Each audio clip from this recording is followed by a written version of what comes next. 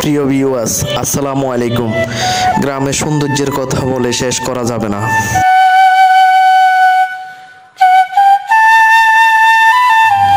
প্রকৃতির রূপ হচ্ছে গ্রাম, আর এই রূপকে ফুটিয়ে তোলে গ্রামের সবুজ শ্যামলে কৃষকের ফসলগুলি।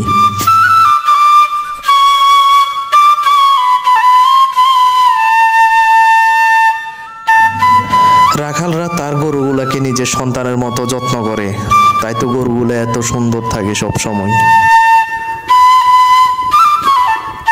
সময় মতো গোসল করানো থেকে শুরু করে খাওয়া দাওয়া, গোয়াল ঘর পরিষ্কার করা পর্যন্ত একজন রাখালের ঘুম হয় না ঠিক মতো।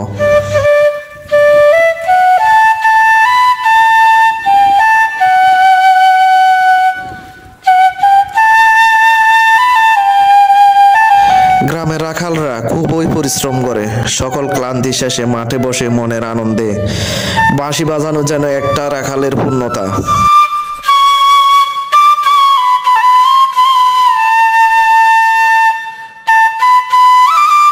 খোলা মাঠ, চারদিকে শীতল বাতাস, যত দূর যায় মনোমুগ্ধকর বাঁশির সুর তত দূর যায়, এবং গ্রামের সকল মানুষ মন ভরে উপভোগ করে।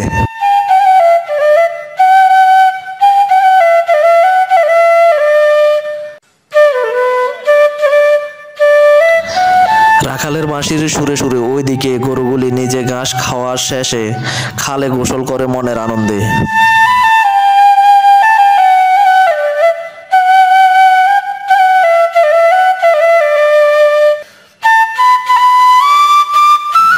গরুগুলি যেন রাখালের রক্তের সাথে মিশানো।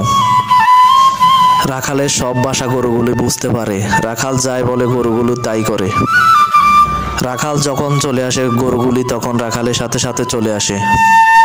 চারদিকে বাতাস আর বাতাস, ওইদিকে বাচ্চারা নানা রকম ঘুড়ি বানিয়ে আকাশে উড়াতেই থাকে। ঘুড়িগুলি যখন আকাশে উঠে সাথে সাথে সুন্দর একটি দৃশ্য অনুভূতি।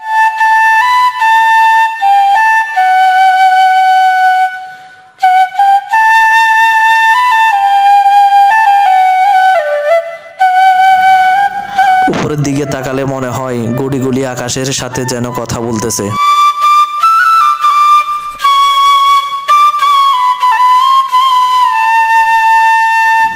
আজ এই পর্যন্ত।